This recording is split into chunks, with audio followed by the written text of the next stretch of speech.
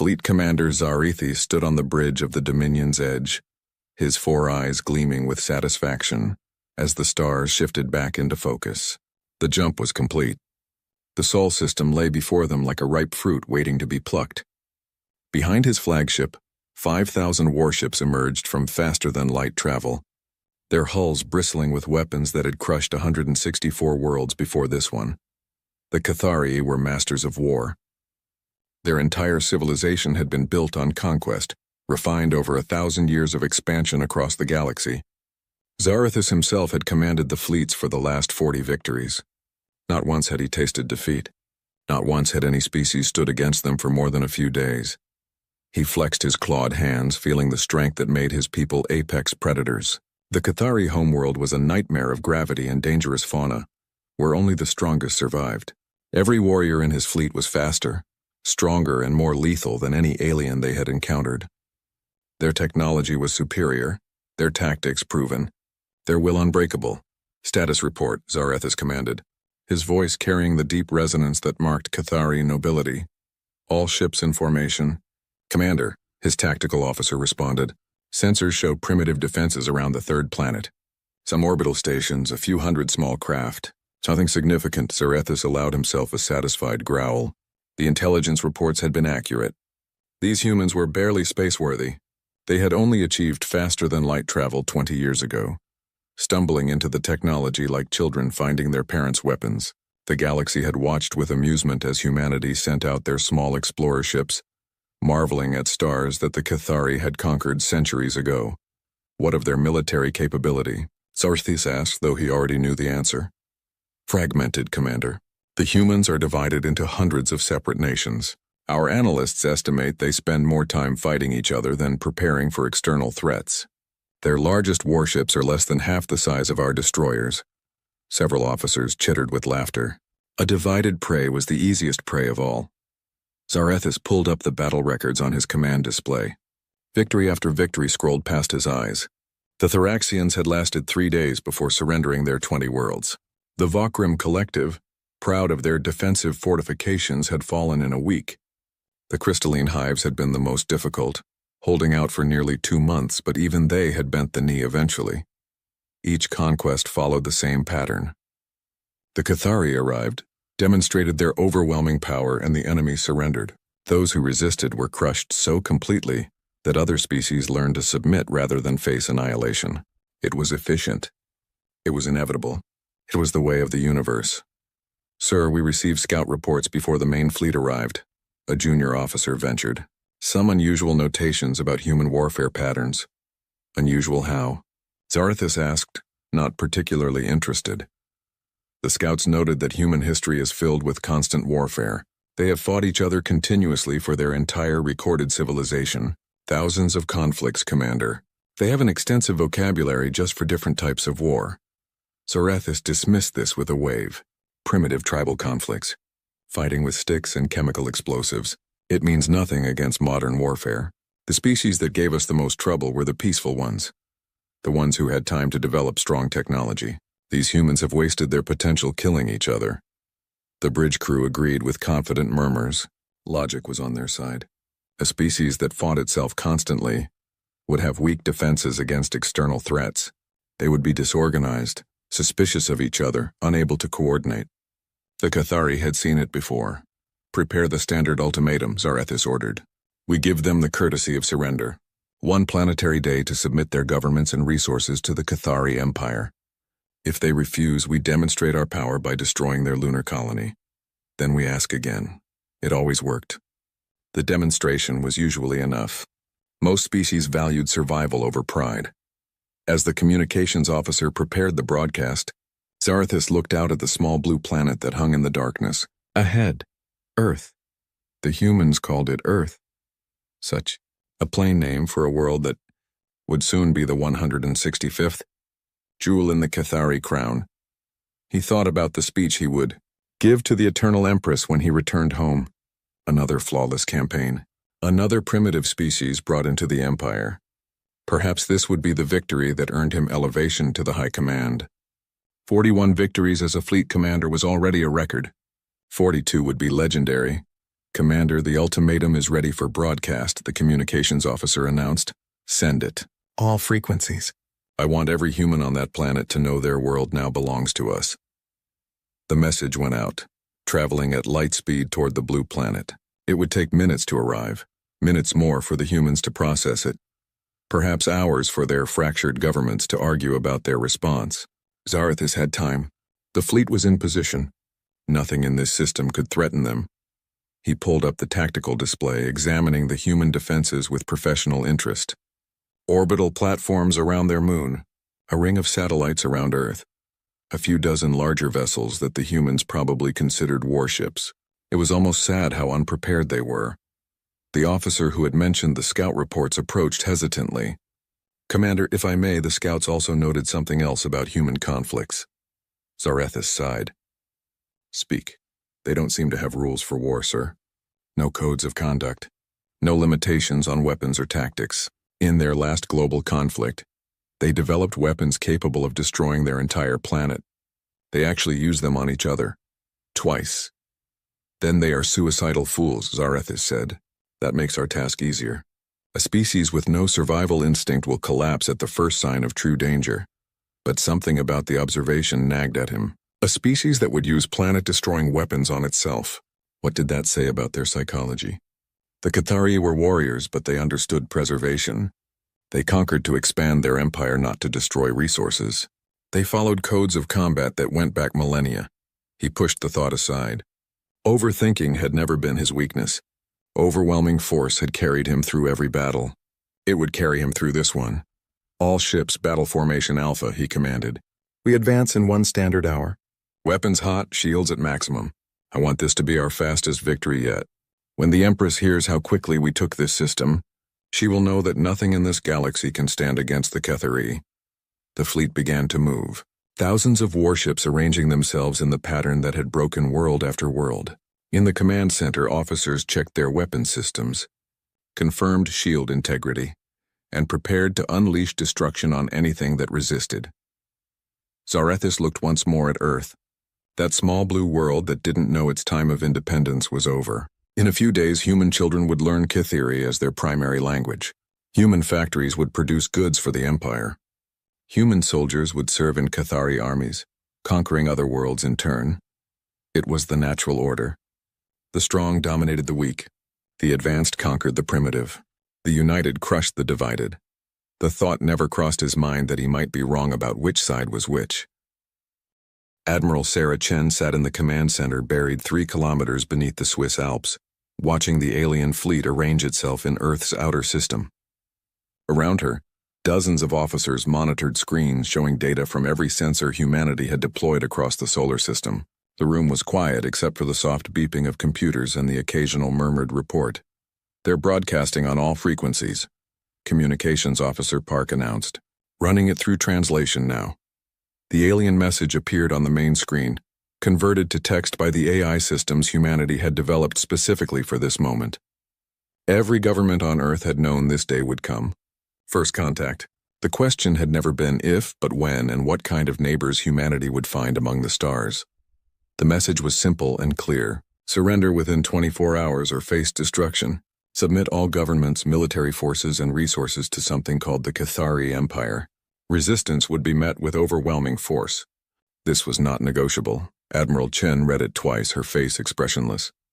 Around her, officers waited for her response. Some looked angry. Others looked frightened. Most looked determined. Get me the Security Council, Chen said calmly. All members. Emergency session. 5 minutes. While the connections were established, Chen pulled up the intelligence data they had gathered since the alien fleet arrived. 5,000 warships, each one larger and more heavily armed than anything humanity had in orbit. Energy signatures suggested weapons far beyond Earth's current technology. These weren't explorers or traders. This was an invasion fleet. The Security Council members appeared on split screens, representatives from every major nation, along with the Secretary General. They had been expecting this call. You've all seen the message, Chen said without preamble. We have 24 hours to respond. I need authorization to implement Protocol Nemesis. There was a moment of silence. Protocol Nemesis was humanity's contingency plan for hostile first contact. It had been developed over 15 years, refined through countless simulations and prepared at enormous expense. Every nation had contributed. Every space-capable country had built weapons and trained soldiers for this scenario. But it was one thing to plan for war and another to actually start one. The American president spoke first. "Admiral, your assessment of our chances?" "If we surrender, we lose everything," Chen replied. "Our projections suggest the Cathari Empire does not treat conquered species well. If we fight, casualties will be severe, but we have advantages they don't know about. We've been preparing for this since we found the ruins on Mars.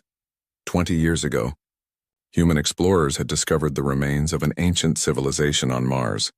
The ruins were millions of years old, but they contained enough surviving technology to teach humanity a crucial lesson. The galaxy was dangerous, and Earth was not ready. Every government had poured resources into space defense, into weapons research, into building a unified military command that could respond to external threats. The Chinese premier leaned forward. "We always knew peaceful contact might not be our first experience. The question is whether we can win." "We don't need to win," Chen said. "We need to survive. We need to make them regret coming here. We need to send a message to anyone else watching that Earth is not easy prey." The Russian representative nodded slowly. "We have given you the authorization already, Admiral. All forces are under your command. All weapons are unlocked. Do what must be done." One by one, the other nations confirmed. The vote was unanimous. Humanity would not surrender. "Send them our response," Chen ordered Communications Officer Park. "Standard diplomatic protocol. Be polite." Park's fingers moved across his console, typing out humanity's first official message to an alien civilization. It was brief. "You have entered sovereign human territory. You have 1 hour to withdraw. This is your only warning." "Message sent, Admiral," Park confirmed. Chen allowed herself a tight smile. "Now activate the Mars batteries. Luna defense grid to full power. Recall all civilian traffic to safe zones. All military vessels to combat stations. Release the mines from the asteroid belt. And somebody find me a cup of coffee. It's going to be a long day." Across the solar system, humanity's hidden defenses came online. Railgun platforms that had been disguised as research stations. Fusion mines that had been drifting like space debris. Warships that had been hiding in the shadows of asteroids and moons. Every nation's military forces unified under a single command for the first time in human history. The Cathari fleet began moving forward, not waiting for the hour to expire. Chen watched them advance in their neat, orderly formation. They were confident. They had probably done this 100 times before. They thought they knew how this would go. "They're accelerating," the tactical officer reported. "Forward elements will be in weapons range in 40 minutes. "Don't let them get that far," Chen ordered. "Fire when ready. All batteries. Everything we've got." "Admiral, they're still 30 minutes from the deadline we gave them." Chen looked at the tactical officer with cold eyes. "We gave them an hour to leave. They decided to advance instead. That's a hostile act. Fire." The order went out across multiple channels, transmitted at light speed to weapons platforms throughout the system. Human commanders had been waiting for this moment, their fingers hovering over firing controls, their crews ready. The Mars batteries fired first, massive railguns that used the planet's mass as a stabilizing base, launching projectiles at a significant fraction of light speed. The weapons had taken 5 years to build and had been tested only in simulations. Now they proved their worth. 300 Cathari ships at the front of their formation simply ceased to exist. The kinetic projectiles tore through shields, armor, and hulls like they were paper. Ships that had survived dozens of battles across the galaxy were reduced to expanding clouds of debris in seconds. "Multiple hits confirmed," Tactical reported, her voice shaking slightly. "Forward enemy group is gone." "My God, they're just gone." Chen watched the display with satisfaction. "Luna batteries fire. Asteroid mines activate and engage. All vessels attack pattern Delta. Show them what humans do to invaders." The Cathari fleet was in chaos. Their neat formation was broken. Ships were trying to scatter, to raise shields, to identify where the attack had come from. They had expected a frightened broadcast begging for mercy. They had expected orbital defenses that could be easily destroyed. They had not expected to lose 300 warships before firing a single shot. Admiral Chen opened a channel to all human forces. All commands, this is Chen. We knew they would come eventually. We prepared. We trained. We built weapons specifically to fight enemies more advanced than us. Today we show the galaxy what happens when you threaten Earth. Make every shot count. Make them remember. For humanity. The response came from 1,000 ships, 100 stations, crews from every nation on Earth. They didn't cheer. They didn't shout. They simply confirmed and went to work. Human warships streamed out from hiding places throughout the system. They were smaller than the Cathari vessels, but they were faster and more maneuverable. They had been designed based on the principle that humanity would always be outgunned, so they needed to be smarter and more aggressive.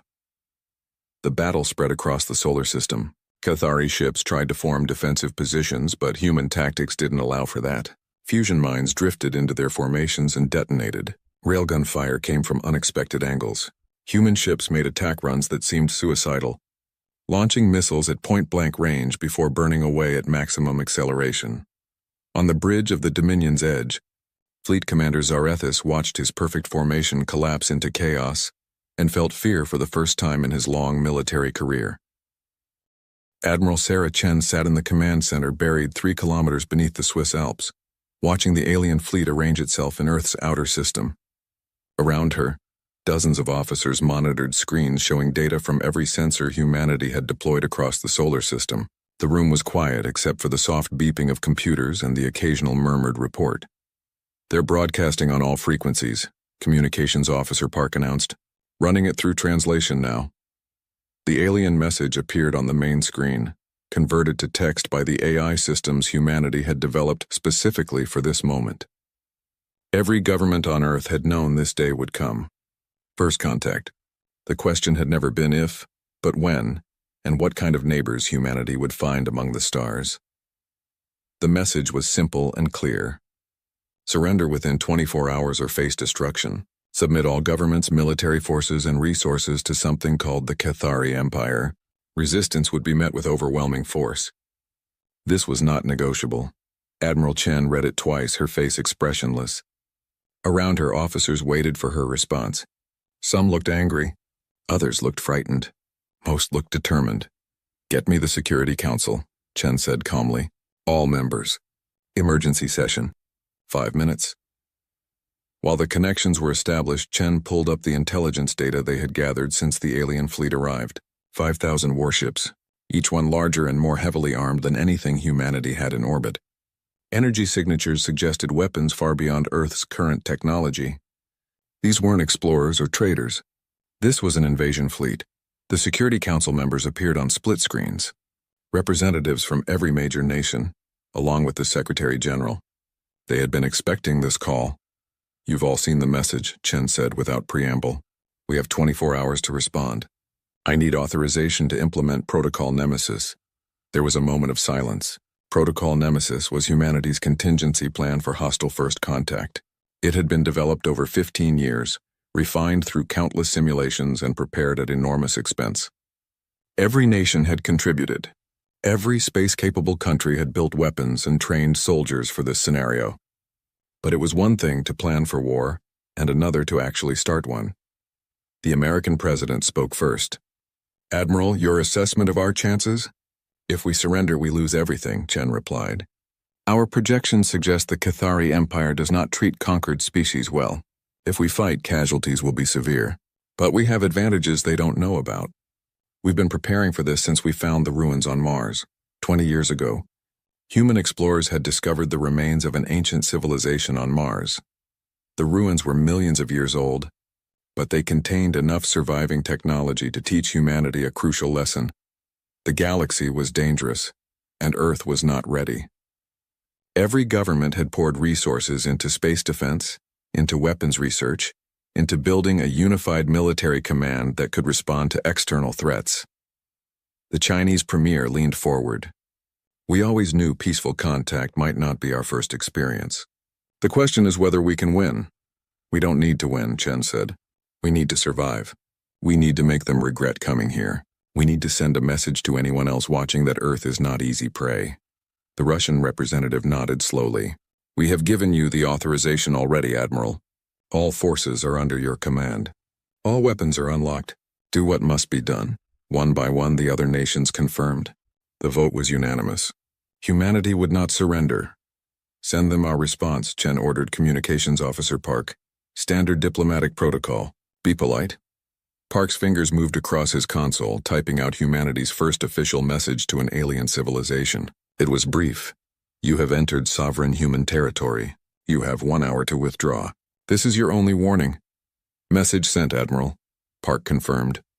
Chen allowed herself a tight smile. Now activate the Mars batteries. Luna defense grid to full power. Recall all civilian traffic to safe zones. All military vessels to combat stations. Release the mines from the asteroid belt.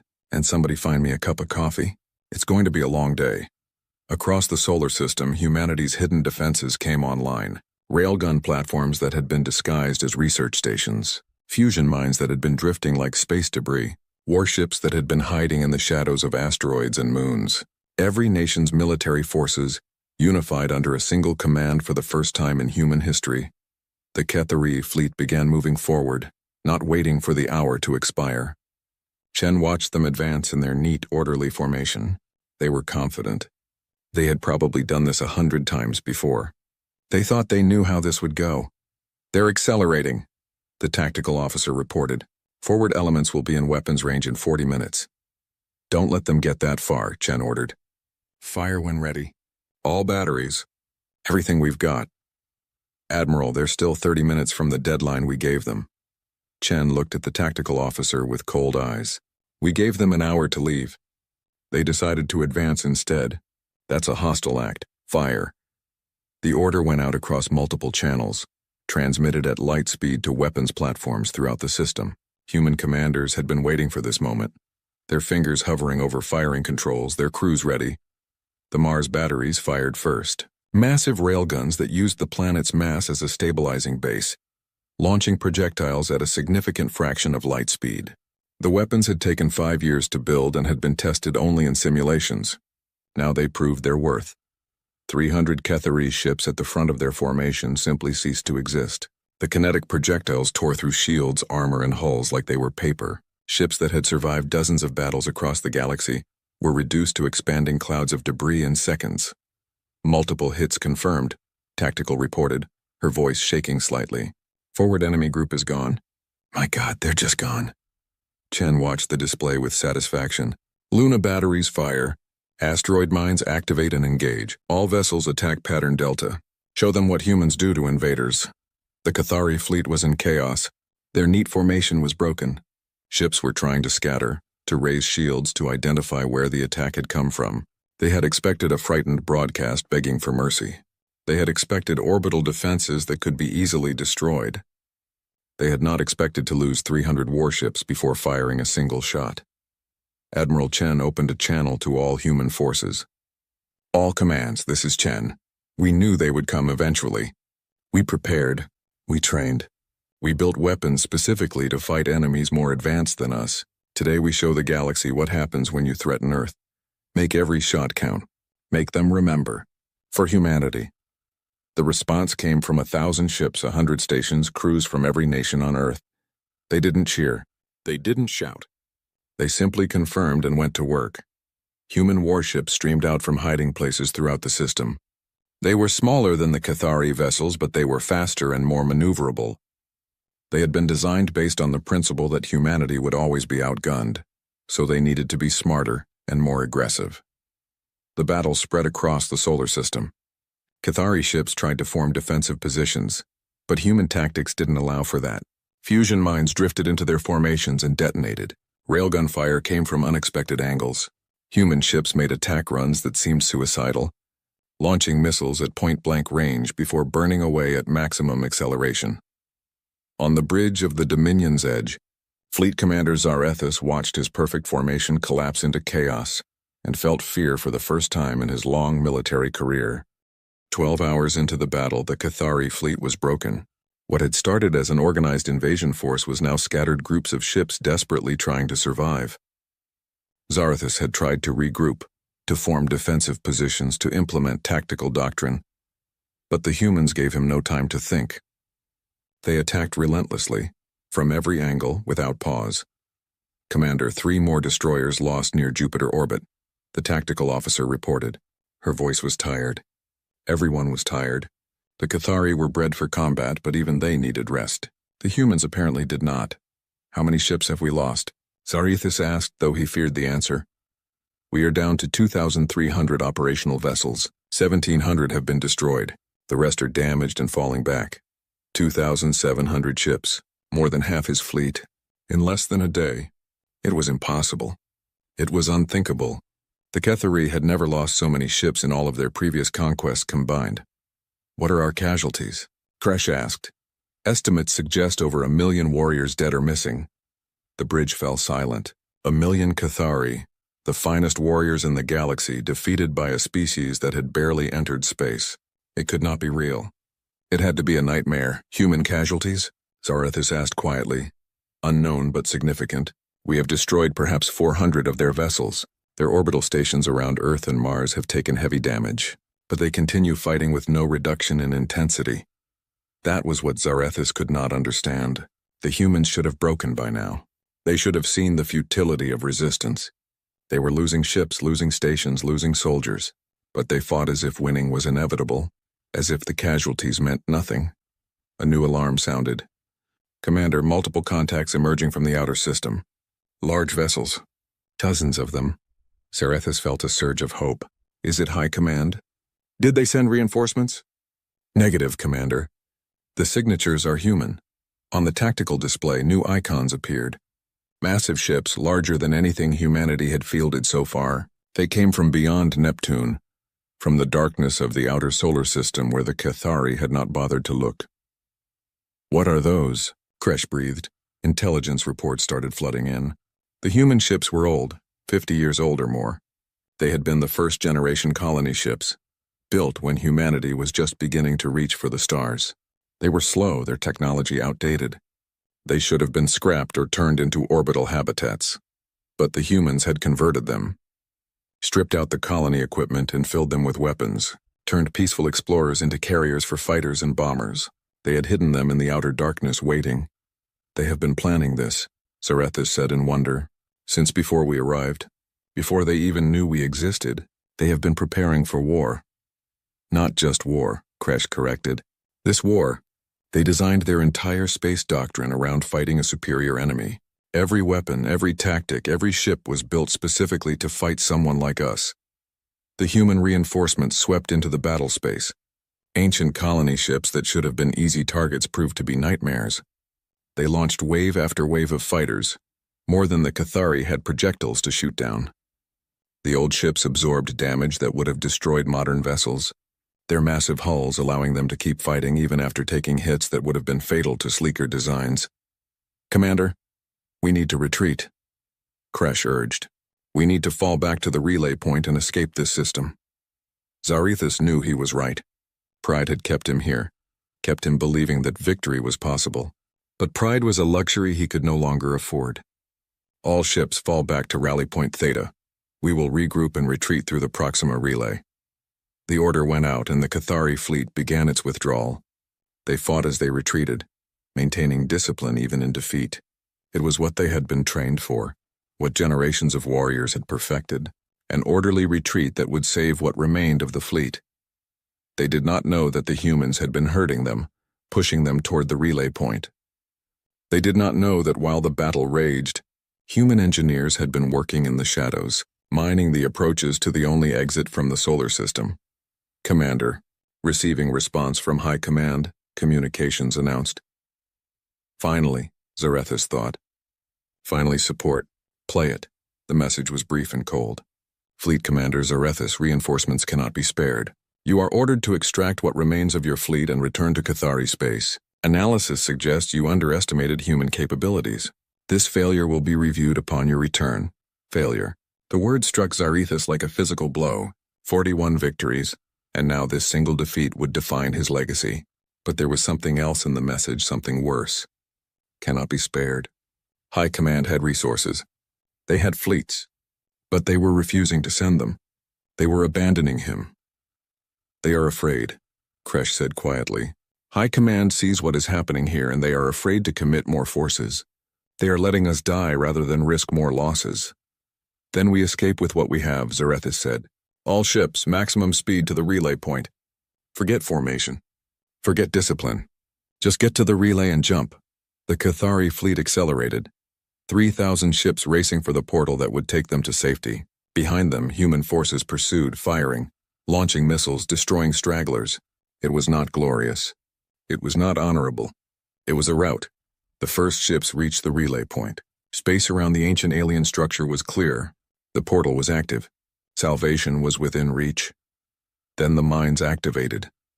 The humans had seeded the approach with thousands of fusion devices, each one camouflaged to look like space debris. They detonated in a chain reaction, creating a wall of nuclear fire that consumed everything in its path. Hundreds of Cathari ships vanished in the initial blast. Others were caught in the expanding shockwave, their hulls torn apart by forces no shield could withstand. The portal itself collapsed, destabilized by the explosions, the ancient technology failing under the assault. They mined the exit, Zarethis said numbly. They knew we would retreat. They planned for it. Some ships made it through before the collapse, Tactical reported. Perhaps 200. The rest are trapped here with us. 200 ships out of 5,000. 4,800 vessels lost. An entire fleet, the pride of the Cathari Empire, destroyed in a single day by a species they had dismissed as primitive. Commander, the humans are broadcasting again. Admiral Chen appeared on screen once more. She looked tired, Zarethis noted. There were dark circles under her eyes. Her uniform was stained, but her voice was steady. Cathari fleet, your exit is closed. Your reinforcements are not coming. You have one option left. Power down your weapons and prepare to be boarded. Surrender, and you will be treated according to the laws of war. Resist and you will be destroyed. You have 10 minutes to decide. The transmission ended. Zarethis looked around his bridge, at the warriors who had followed him through dozens of campaigns, at the crew who had believed in him, at the displays showing the few dozen ships that remained operational. Commander, we could scatter, Kresh suggested. Hide in the system, survive as long as we can. To what end? Zarethis asked. We have no supplies, no support, nowhere to go. And the humans will hunt us down eventually. They have shown they are patient. They will find us. Then we fight to the last, Kresh said. Die as warriors, Zarethis considered it. It would be the honorable choice by Cathari standards. But he had seen enough death, enough waste. He had led millions to their doom because of his arrogance. No, he said quietly. We surrender. Tell all ships to power down weapons and await boarding. It is over. The order went out and one by one the Cathari ships went dark. Warriors who had never known defeat now faced the shame of surrender. But they were alive. That would have to be enough. As human ships approached to take them prisoner, Zarethis watched Earth hanging in the distance, that small blue world that had shattered his empire's perfect record. He understood now. The humans were not special because of their technology or their numbers. They were special because they never stopped. They never quit. They fought with everything they had, and when that was not enough, they found more. The Cathari had made the mistake of thinking war was about strength, but the humans knew the truth. War was about will, and humanity's will was unbreakable. 6 months had passed since the Cathari Grand Armada entered the Sol system. 6 months since 5,000 warships had come to conquer Earth. 6 months since the entire galaxy watched and waited to see what would happen to the upstart human species. The Cathari homeworld of Kethros Prime orbited a red giant star at the heart of their empire. It was a fortress world, protected by defense stations, patrol fleets, and the confidence that came from 1,000 years of conquest. No enemy had ever reached Kethros Prime. No threat had ever made it past their outer defenses. On this day, the Eternal Empress Veshkara sat in her throne room, surrounded by the High Command. They had been in this room for months, debating, arguing, trying to understand what had happened at Earth. 200 ships had escaped the Sol system. 200 survivors out of 5,000. Their reports were confused, contradictory, traumatized, but all of them said the same thing in the end. The humans were more dangerous than anyone had imagined. We should send another fleet, General Thakmore insisted. A larger one. With proper preparation, we can defeat these humans. And if we lose, the Empress asked coldly. We sent our finest fleet, our greatest commander. They were destroyed in a day. What makes you think a larger fleet would fare better? We underestimated them, Thakmor admitted. But now we know. Now we can prepare appropriately. We cannot spare the ships, another general argued. Word of our defeat has spread. 3 colonies on our borders are in rebellion. Other species are watching to see if the Cathari Empire is truly as invincible as we claimed. If we commit our forces to Earth and fail again, the Empire will collapse. The debate continued as it had for months. The truth was that the Cathari High Command was paralyzed by fear. They had built their civilization on the belief that they were the strongest, the most advanced, the inevitable victors. Earth had shattered that belief in a single day. Empress, our long-range sensors have detected something. An aide interrupted. A single small vessel approaching Kethros Prime. Destroy it, the Empress ordered immediately. It is broadcasting human identification codes. It appears to be unarmed. They are requesting permission to deliver a message. The throne room fell silent. A human ship here at the heart of the Cathari Empire. It was impossible. The journey from Earth would take months, even years, with their primitive faster-than-light drives. But the sensors did not lie. Let it approach, the Empress said slowly, but keep weapons locked on it. If it makes any hostile move, destroy it instantly. The human ship entered orbit without incident. It was small, barely larger than a courier vessel. No weapons, no shields. Just a simple ship carrying a message. It broadcast on all frequencies, ensuring that every Cathari on the planet could hear. The message began with Admiral Chen's face. She looked different from the transmissions during the battle. Calmer, more tired, but her eyes were just as cold. Eternal Empress Veshikara and the Cathari High Command. My name is Admiral Sarah Chen of the United Earth Space Command. I am sending you this message to clarify the situation between our species. The image changed, showing recordings from the battle. Cathari ships exploding, human forces attacking with relentless precision. The destruction of the Grand Armada documented in excruciating detail. 6 months ago, your fleet came to Earth. 5,000 warships. You demanded our surrender. You threatened our extinction. You believed we were weak and divided. You were wrong. The recordings continued. Every ship lost. Every Cathari warrior killed. The numbers were displayed clearly, clinically. 4,800 vessels destroyed. Over 2 million casualties. The complete annihilation of the finest fleet the Cathari Empire had ever assembled. Your survivors have been treated well, Chen continued. We are not barbarians. They are prisoners of war, and they will remain so until we reach an agreement. Fleet Commander Zarethis wishes to send his regards. He has been very cooperative in explaining your empire's history. The image showed Zarethis in a human detention facility. He looked older, broken. The proud warrior who had commanded the fleet was gone, replaced by a shell who had seen too much death. We have learned about your other conquests, Chen said, her voice hardening. 164 victories. 164 species enslaved or destroyed. Billions of lives ruined by your arrogance. You built your empire on the belief that might makes right. Allow me to introduce you to a different philosophy. The image changed again, showing Earth, but also human colonies on Mars, on Luna, in the asteroid belt, human ships being built in orbital yards, weapons being manufactured, an entire civilization mobilizing for war. We don't want war, Chen said. We never did, but we are very good at it. 10,000 years of practice. We have fought wars that make your conquests look like children's games. We have survived ice ages, plagues, asteroids, and our own worst impulses.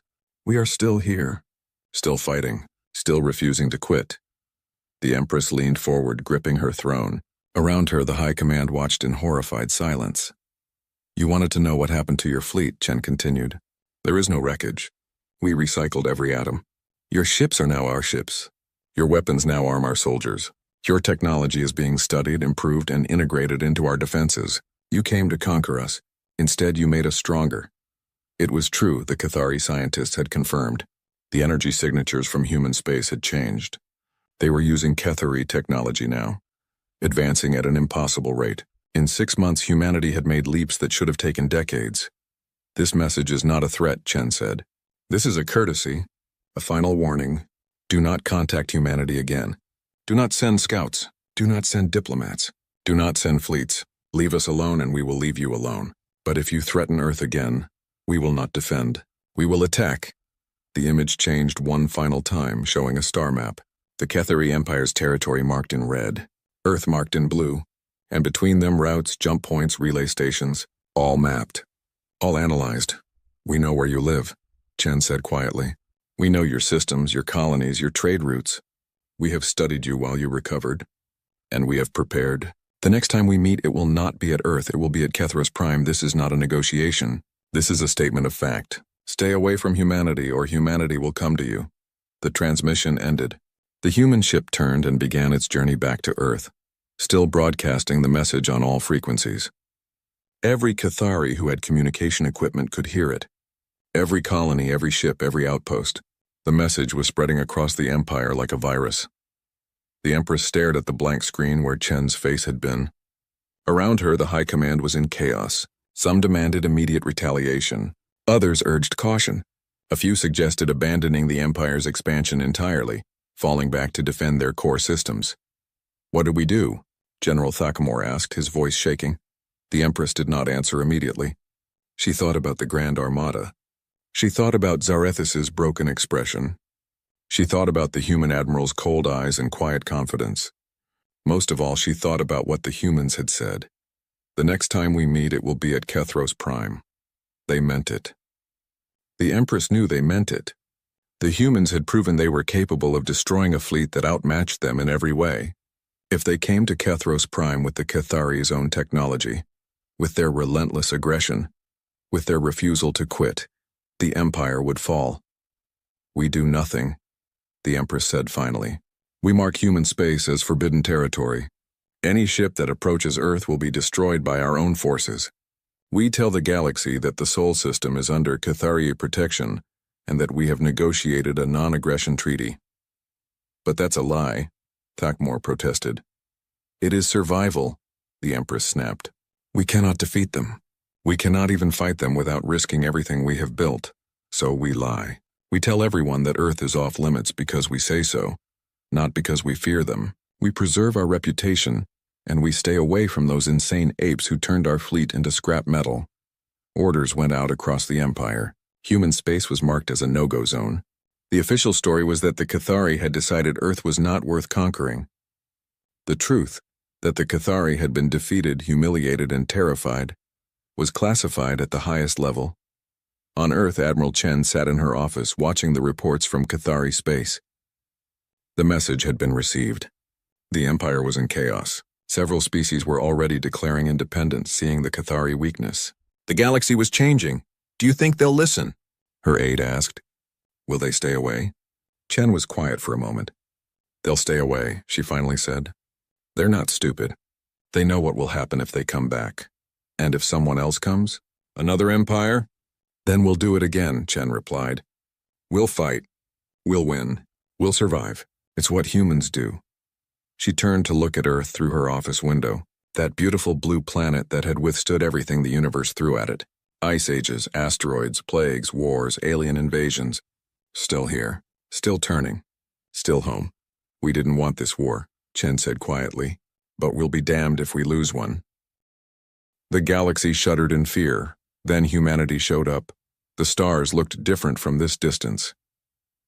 Captain Daniel Wright stood on the observation deck of the USS Horizon, humanity's first true interstellar vessel. After 3 years of travel, they had finally reached Alpha Centauri. Daniel ran his hand through his short brown hair and took a deep breath.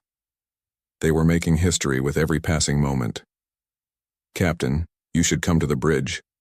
Lisa Monroe's voice came through the comm system. The ship's chief xenobiologist sounded tense. Daniel frowned. On my way. When he arrived on the bridge, the crew was gathered around the main view screen.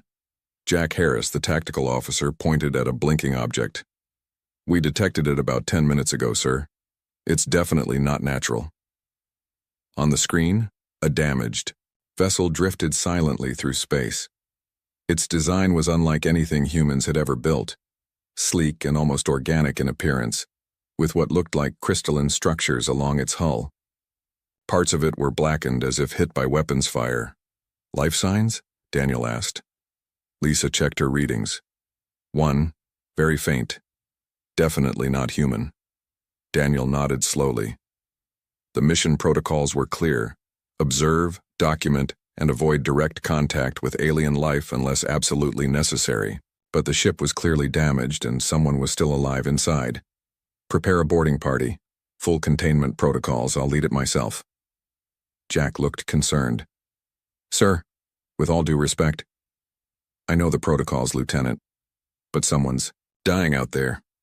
We didn't come all this way to watch that happen. 20 minutes later, Daniel, Lisa, and Jack floated through the silent alien vessel. Their suits had separate air supplies and were designed to prevent any biological contamination in either direction. The interior of the ship was bathed in a soft blue light with strange symbols etched into walls that seemed to pulse gently. This way, Lisa said, following her scanner readings. The life sign is getting stronger. They found the alien in what appeared to be the control room. It was lying on the floor, a pool of greenish fluid beneath it. The creature was roughly humanoid. 2 arms, 2 legs, a central body, and a head. But its skin was a pale lavender color, with faint patterns that shifted like clouds. It had no nose, just breathing slits and 4 eyes arranged in a diamond pattern. When they entered, all 4 eyes opened wide with terror. The alien backed away, making high-pitched sounds that seemed to convey fear. Lisa stepped forward slowly, hands raised. It's okay, she said, even though she knew the alien couldn't understand her. We're here to help. She activated the Universal Translator, a device designed to analyze speech patterns and attempt to find linguistic commonalities. It might not work, but it was worth trying. The alien continued to make distressed sounds, pressing itself against a wall. Daniel noted that it wore what looked like a uniform or flight suit, with insignia he couldn't recognize. Please, Lisa tried again. We want to help you.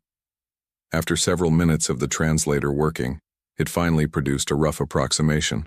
In English, death, coming, you, flee, now. Daniel stepped forward. We're not going to hurt you, your ship is damaged, we can help. The alien stared at them with all 4 eyes, clearly struggling to understand. The translator continued to process the alien's speech. You, not, no. Kravor, hunt me, hunt all, they find you, you die. Lisa and Jack exchanged worried glances. Daniel kept his voice calm. Who is hunting you? Who are the Kravor? The alien's colors seemed to pale further. It pointed to a control panel, which lit up with a holographic display showing a massive fleet of ships. The vessels were angular and predatory-looking, bristling with what were clearly weapons. Kravorium rule galaxy. Find a new species and make slaves or destroy. Daniel felt a chill run down his spine. Humanity had often wondered if they were alone in the universe. They had imagined peaceful first contact or perhaps finding no intelligent life at all. No one had predicted this, a galaxy already dominated by a hostile force. We need to get it back to our ship, Lisa said. Its injuries need treatment. Jack looked nervous. If what it's saying is true, we should get out of here. Report back to Earth.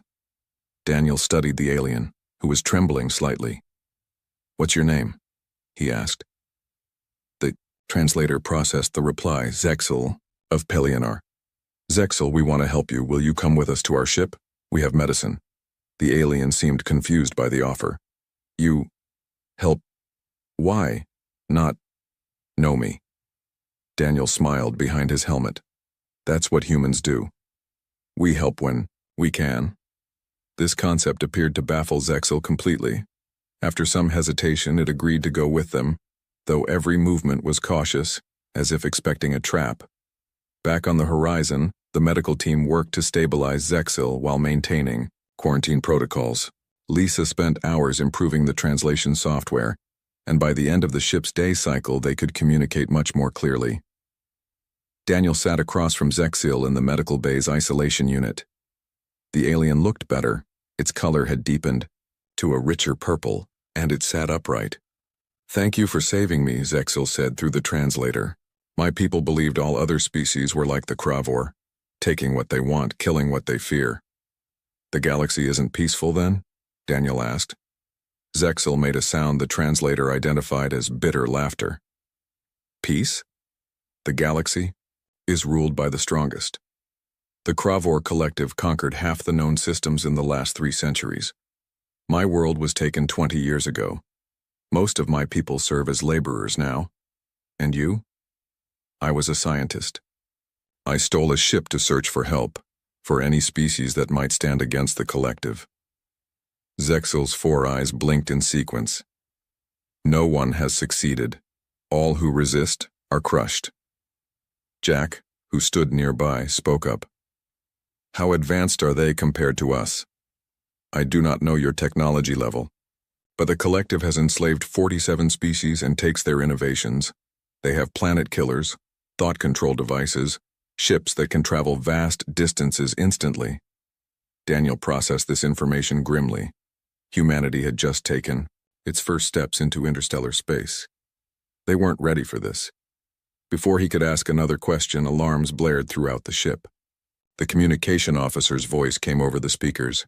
Captain, to the bridge. Multiple unknown vessels just appeared at the edge of the system. Zexel's color drained almost to white. They found me.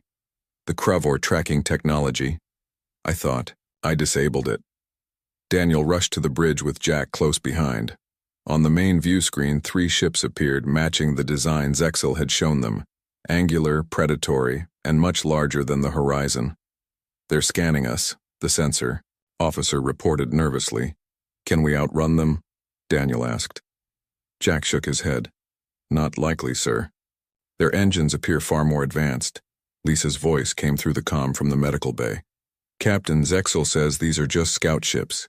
If they report finding a new species, the main fleet will come. Daniel stared at the alien vessels, weighing their options. Humanity wasn't prepared for this threat. They needed time to prepare, to warn Earth. Set course for home, maximum speed, he ordered, and pray we make it back before they follow. As the Horizon's engines powered up, a transmission came through. On the screen appeared a being similar to Zexel but with crimson skin and elaborate armor. It spoke, the words translated a moment later. Unknown vessel, you harbor a fugitive of the Kravor Collective. Surrender immediately or be destroyed. Daniel cut the transmission. Get us out of here now. The Horizon accelerated away from Alpha Centauri, carrying with it humanity's first alien visitor, and news that would change Earth forever. The galaxy wasn't the peaceful frontier they had hoped for. It was a battlefield, and humanity had just been noticed by the biggest predator in it. The galaxy shuddered in fear. Then humanity showed up. Part 2, the USS Horizon returned to Earth after an emergency jump that pushed its engines to the limit. The ship limped into orbit with damage from the brief encounter with Kravor scout vessels. Captain Daniel Wright had managed to outmaneuver the alien ships just long enough to escape, but he knew they weren't far behind. Within hours of their arrival, the United Nations Space Command headquarters in Geneva buzzed with activity. Military leaders, scientists, and government officials from around the world gathered in the main conference room. Zexel, now stronger after medical treatment, stood nervously beside Daniel. Admiral Catherine Reeves, head of Earth's Defense Forces, entered the room. She was a tall woman with steel-gray hair and sharp eyes that missed nothing. The crowd fell silent as she took her place at the head of the table.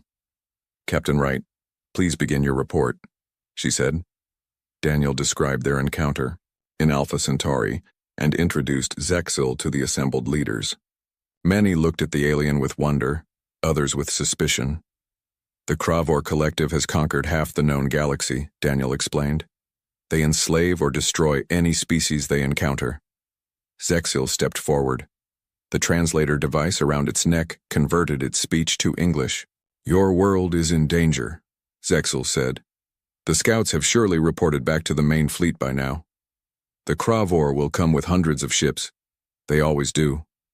A military general stood up. How much time do we have? Perhaps one of your months, Zexel replied. They must gather their forces. The room erupted in worried conversation. Earth had only 50 warships capable of space combat. Most were designed for conflicts with other human vessels, not alien invaders. Dr. Eric Summers, a military historian with thick glasses and a quiet voice, raised his hand. When Admiral Reeves nodded to him, he stood up. I've been studying the information Captain Wright sent ahead, he said, and I believe humanity may have an advantage the Kravor don't expect. Everyone turned to look at him. From what Zexel has told us, Most species in the galaxy evolved in environments with limited competition. They developed technology before they developed strong military tactics. But humans, he pushed his glasses up. Humans have been fighting each other for our entire history. War is in our DNA. Admiral Reeves frowned. Are you suggesting our violent past is now an asset? Exactly, Dr. Summers nodded. We think differently. We're adaptable in ways other species aren't. We've mastered guerrilla warfare, psychological operations, and unconventional tactics. The Kravor expect surrender or simple resistance they can overwhelm with superior numbers. Lisa Monroe, who had been quietly listening, spoke up. Zexil and I have been studying Kravor biology and technology. They rely heavily on intimidation. Their actual combat tactics are predictable. They have not needed to evolve their strategies, Zexil added. No species has truly challenged them in centuries. A tense silence fell over the room as everyone considered this information. Finally, Admiral Reeves spoke. I won't surrender Earth without a fight. Dr. Monroe, continue working with Zexil. Learn everything you can about Kravor weaknesses. Captain Wright, you'll work with our fleet commanders to develop strategy. She stood tall, her voice firm. I am authorizing Operation Thunderbolt. We will mobilize every ship we have and prepare Earth's defenses. In the following weeks, Earth transformed. Military bases buzzed with activity. Factories worked around the clock to produce weapons and supplies. Space stations were converted into defensive platforms. Daniel spent long days with Commander Sam Rivera, Earth's leading tactical expert. Sam was younger than most commanders, with a quick mind and unorthodox ideas that had earned him both praise and criticism. The Kravor expect us to defend Earth directly, Sam explained as they studied star maps. But what if we don't? Daniel raised an eyebrow. What do you mean?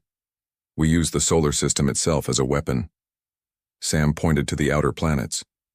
Jupiter's moons provide cover. Saturn's rings create sensor interference. We hide our fleet, strike fast, and disappear. Meanwhile, Lisa and Zexil made a breakthrough. They sat in the research lab surrounded by holographic displays of Kravor technology. They're neural implants, Lisa said, pointing to a diagram. Every Kravor warrior has one. It connects them to their command structure. Zexil nodded. Yes. It allows their leaders to control large forces efficiently. But it's also a weakness, Lisa continued excitedly. If we could disrupt that signal, it would cause chaos, Zexil finished. But no one has ever managed to hack Kravor systems. Lisa smiled. No one has ever tried with human AI systems.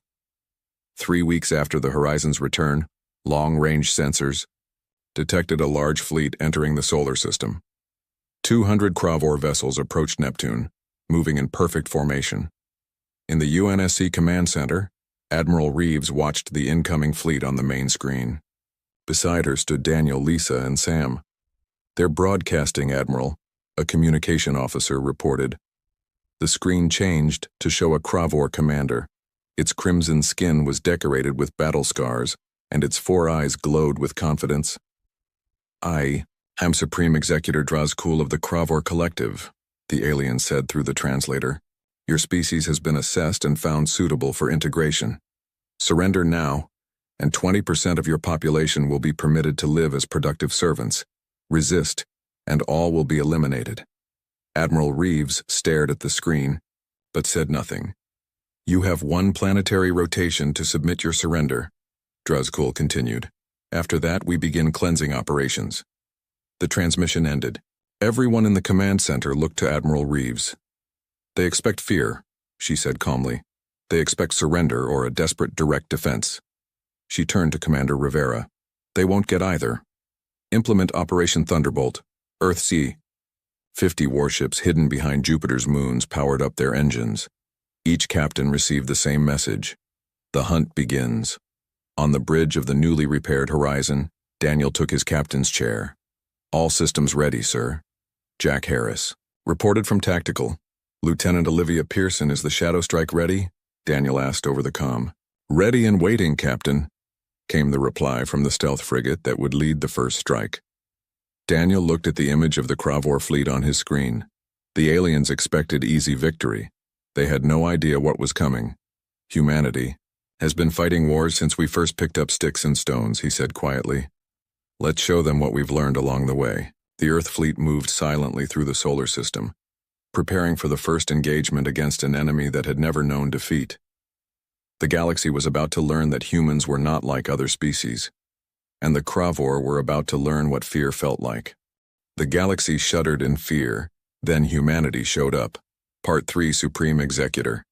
Drazkul stood on the command deck of his flagship, watching as the deadline for Earth's surrender passed. His 4 eyes narrowed in anticipation. This was always his favorite moment, when a new species realized their doom was sealed and made their final futile stand. No response from the humans, his second-in-command reported. Begin the attack, Drazkul ordered. Standard conquest formation. Their primitive weapons will barely scratch our shields. The Kravor fleet moved forward in perfect rows, 200 ships strong. Their scanners showed Earth's defenses, orbital platforms, and a small number of ships protecting the planet. It would be an easy victory, like countless others before. Then, something unexpected happened. The Earth forces didn't move to engage, they held position, waiting. Drazkul frowned. They simply wait for death? Strange. Most species at least attempt to fight. Suddenly, alerts blared across his command deck. From behind Jupiter's largest moon emerged 10 human vessels, attacking the rear of the Kravor formation with missiles and energy weapons. A surprise attack? Drazkul laughed. Send rear squadron to eliminate them. 30 Kravor ships broke formation and turned to destroy the human attackers. But as they moved to engage, the Earth vessels scattered in different directions, disappearing behind other moons and into Saturn's rings. Sir, we've lost tracker lock on the human ships, an officer reported. Before Drazkul could respond, another alert sounded. This time, 15 Earth vessels appeared near Neptune, striking another section of his fleet before again disappearing. What is this? Drazkul demanded. Why can't we maintain locks on their ships? On the bridge of the USS Horizon, Captain Daniel Wright watched the battle unfold on his tactical display. Commander Sam Rivera's strategy was working perfectly. Earth's ships struck in small groups, then used the natural features of the solar system to break sensor locks before regrouping for another hit. The Kravor are breaking formation, Jack Harris reported with a grin. They're trying to chase our attack groups. Daniel nodded. Just as planned. They're used to enemies who fight head-on. They don't know how to handle guerrilla tactics. In the command center on Earth, Admiral Reeves monitored the battle with Zexel at her side. The alien watched in amazement as the human ships outmaneuvered the more powerful Kravor vessels. I've never seen anyone fight the collective this way, Zexel said.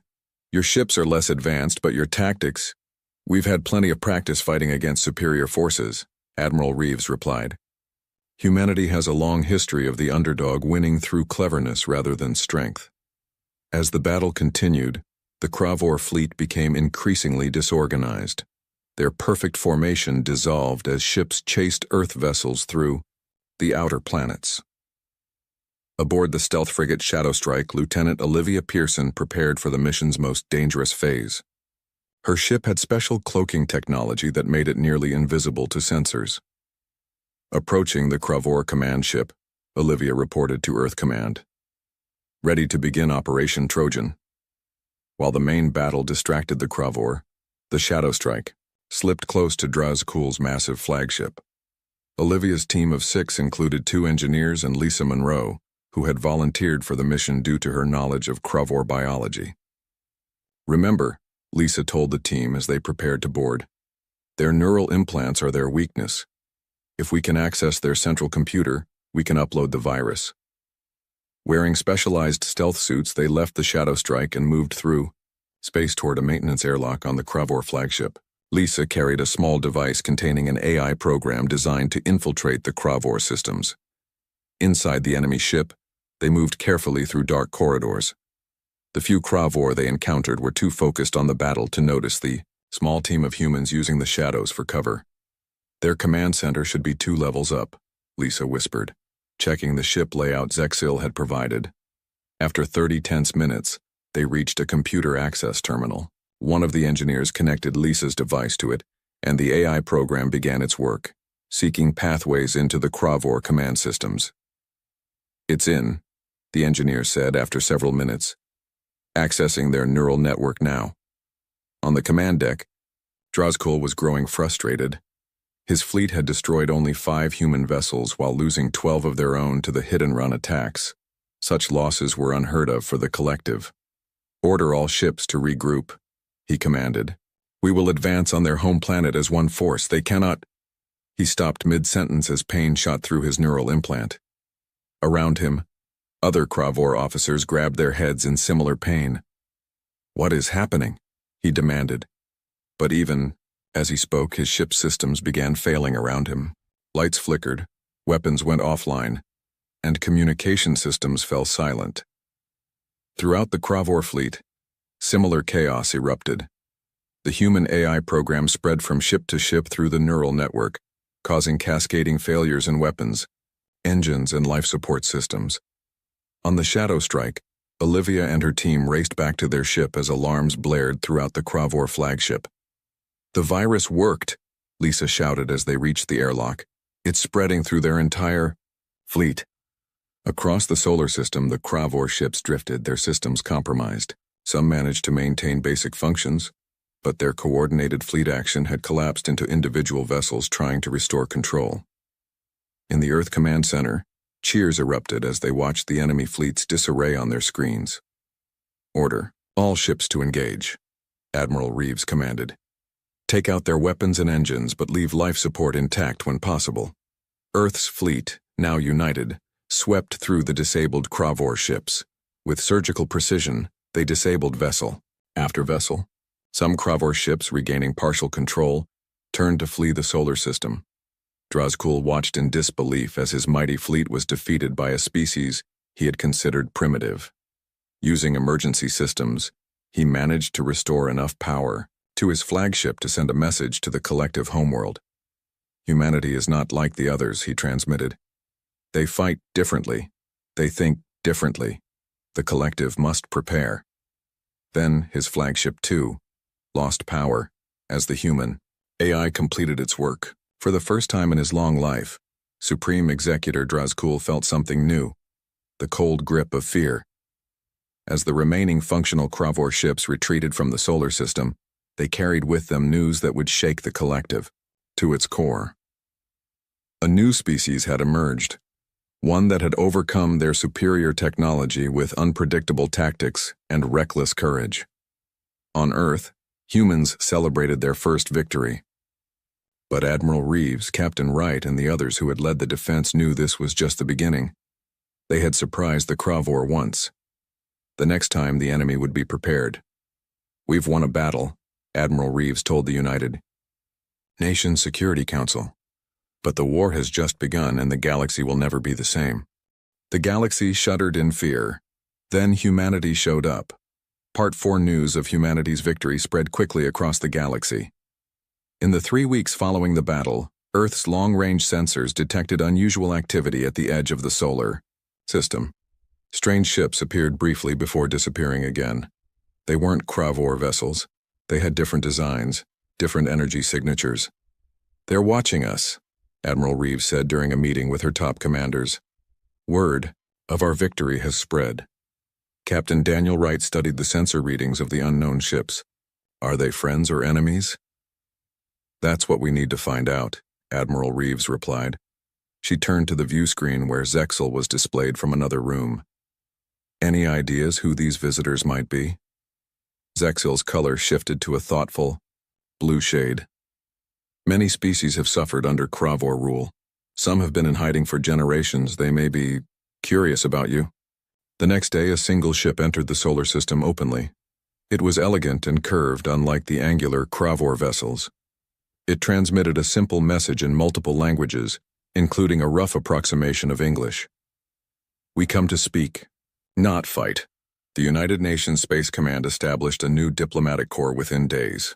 Ambassador Nicole Baker, a former peace negotiator with a calm voice and steady hands, was chosen to lead it. She had worked on conflicts on Earth for 20 years before the alien contact. "Invite them to our orbital station," Admiral Reeves instructed Nicole. "We'll show appropriate caution but also openness."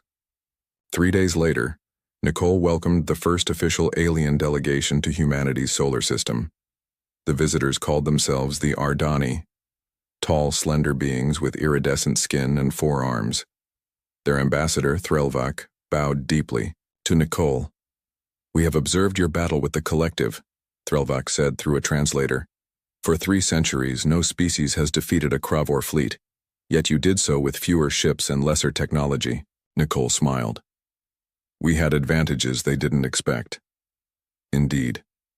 Threlvak's large eyes blinked slowly. "And now others wish to meet you as well." Within 2 weeks, 27 different alien species had sent representatives to Earth. Some came openly while others arrived in secret, still fearful of Kravor retaliation. The orbital diplomatic station became a hub of alien activity, filled with beings of all shapes, sizes, and biological compositions. Nicole found herself working 18-hour days, learning about cultures from across the galaxy. Some species had been hiding from the Kravor for generations. Others paid tribute to avoid destruction. A few, like the Ardani, had been secretly building resistance for years, but lacked the military strategy to challenge the collective directly. During a major diplomatic session, Nicole proposed something unprecedented. "Earth wishes to form an alliance," she announced to the gathered representatives. "Not based on strength or dominance, but on mutual respect and cooperation." Murmurs spread through the room. Many alien delegates seemed confused by the concept. "UQ defeated Kravor," said a reptilian delegate named Kasthal. "By galactic tradition, you should now demand our submission and resources." Nicole shook her head. "That's not our way. We believe all sentient beings have the right to freedom and self-determination." "Unusual concept," Threlvak commented. "In galactic history, the strong have always ruled the weak." "Perhaps it's time for galactic history to change," Nicole replied. As the diplomatic talks continued, UNSC Security Chief Alan Garcia noticed unusual activity on the station. A veteran of Earth's Special Forces with sharp eyes and quick reflexes, Alan had been chosen to head security for the alien delegations. "Something's not right," he told Nicole after a particularly tense meeting. "Some of the maintenance staff don't match our personnel records." "Infiltrators?" Nicole asked quietly. Alan nodded. "I've doubled the guards discreetly, but we need to be careful." That night, as the delegates gathered for a cultural exchange event, Alan spotted movement in a restricted area. He signaled to his security team and moved quietly through the service corridors. There, he found 3 beings placing small devices on the station's support structures. They weren't human. Their crimson skin identified them instantly. "Kravor assassination team," Alan whispered into his comm unit. "Moving to intercept." The fight was brief but violent. Alan and his team had trained specifically for this possibility.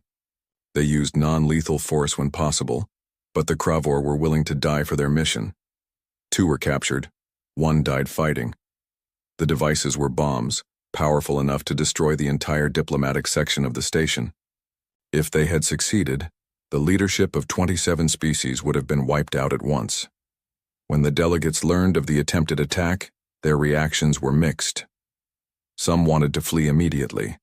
Others called for war against the collective. In the chaos, Nicole called for calm. "This attack shows how afraid the Kravor are of our unity," she told the gathered representatives. "They fear what we might accomplish together." Threlvak stepped forward. "The human security forces saved all our lives today. They could have protected only themselves, but they risked their lives for all species present." The words had an impact. Many delegates who had been skeptical of Earth's proposed alliance now looked at humans differently. The next day, 15 species formally joined what would become known as the Galactic Cooperative. Meanwhile, in the secure section of the station, Lisa Monroe interrogated the captured Kravor agents with Zexel's help. What they learned was disturbing. The collective is mobilizing their entire fleet. Lisa reported to Admiral Reeves. Not just a battle group like before. Thousands of ships. Admiral Reeves's face remained calm, but her eyes showed concern. How long do we have? 3 months at most, Lisa replied. They're gathering forces from across their territory. That evening, Admiral Reeves called an emergency meeting with Earth's military leadership. Captain Wright, Commander Rivera, Lieutenant Pearson, and others gathered to hear the news. The Cravor are coming back, Admiral Reeves announced. And this time, they're bringing everything they have. The room was silent as the implications sank in. Their previous victory had been against 200 ships. Now they would face thousands. We beat them once, Commander Rivera said finally. We can do it again. Not with the same tactics, Captain Wright replied. They'll be ready for our guerrilla approach this time. Admiral Reeves nodded. Exactly, which is why we need something new. She pressed a button, and a holographic display appeared in the center of the table. It's time to implement Protocol Prometheus.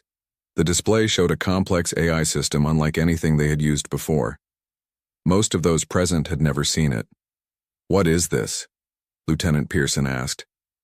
Humanity's best-kept secret, Admiral Reeves answered, and perhaps our only hope against what's coming.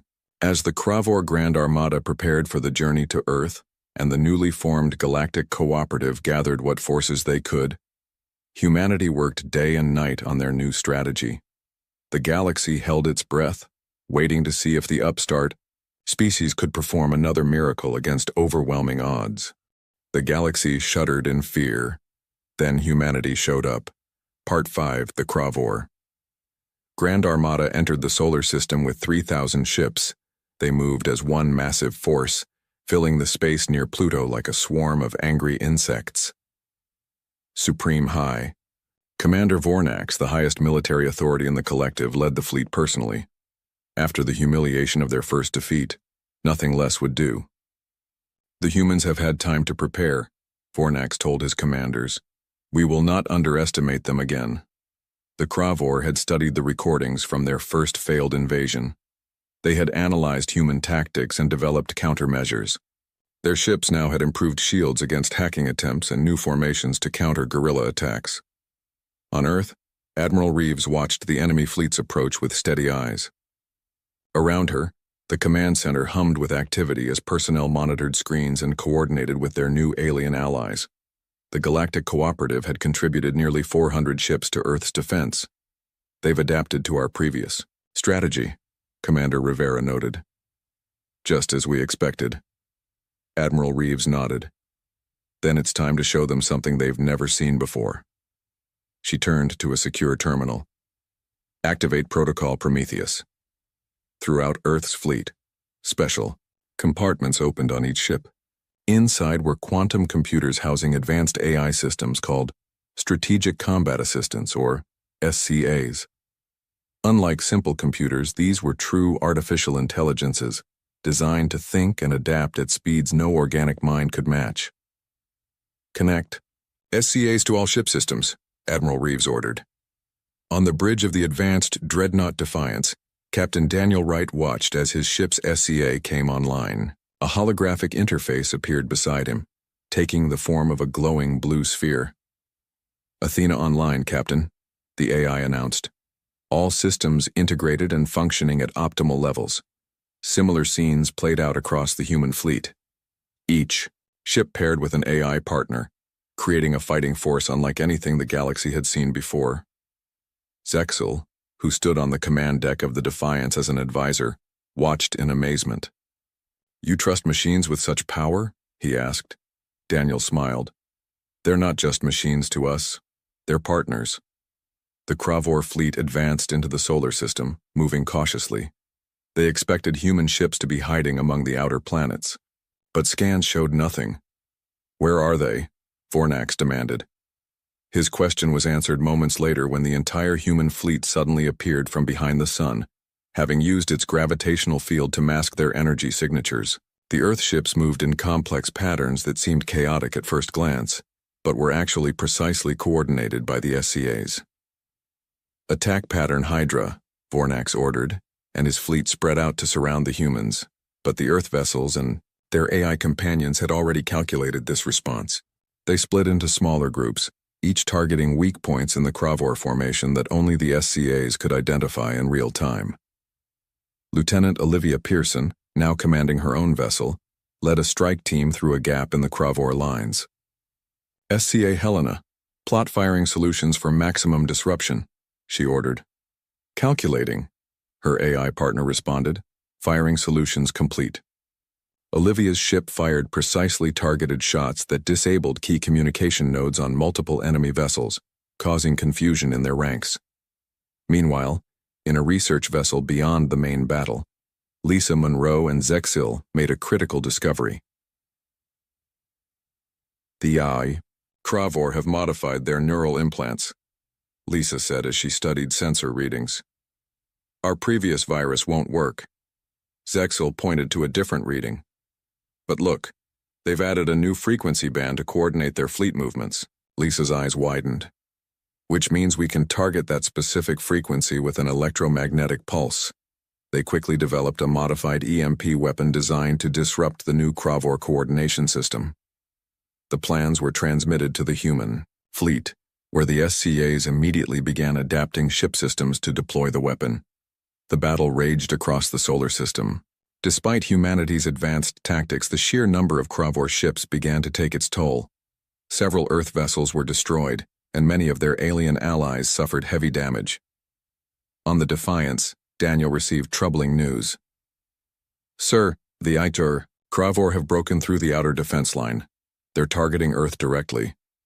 Daniel made a decision. All power to engines, we're going after the command ship. The Defiance accelerated toward the massive Cravor flagship, dodging enemy fire with maneuvers too complex for human reflexes alone. Athena, the ship's SCA, controlled much of the navigation, allowing the human crew to focus on weapons and shields. We're in range of the modified EMP, Daniel announced. All ships in position, fire on my mark. Across the battlefield, 50 human vessels fired the electromagnetic pulse simultaneously. The carefully targeted energy wave swept through the Cravor fleet, disrupting their new coordination frequency. Ship after ship lost formation as confusion spread through their ranks. But the Cravor flagship had special shielding. It continued to advance toward Earth, leading a group of ships still under control. Their flagship is protected, Daniel said grimly. We need to get closer. The Defiance took heavy fire as it approached the massive enemy vessel. Warning alarms blared throughout the ship as systems began to fail. Hull breach on decks 3 through 5, reported Jack Harris, now Daniel's first officer. Shields at 12%. Daniel looked at the tactical display. The Cravor flagship was almost in range to attack Earth directly. There was only one option left. Evacuate all non-essential personnel to escape pods, he ordered. Jack, you have command of the evacuation. Jack stared at him. Sir? I'm staying with the ship, Daniel said calmly. Athena and I have one more job to do. As the crew abandoned ship, Daniel plotted a direct course for the Cravor flagship's command center. The Defiance was critically damaged but still had engines and navigation.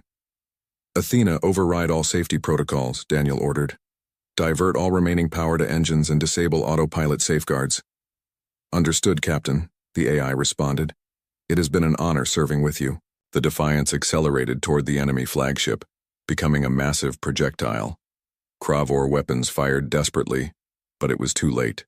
Daniel's ship crashed into the command center of Vornax's vessel, causing a chain reaction that destroyed both ships instantly.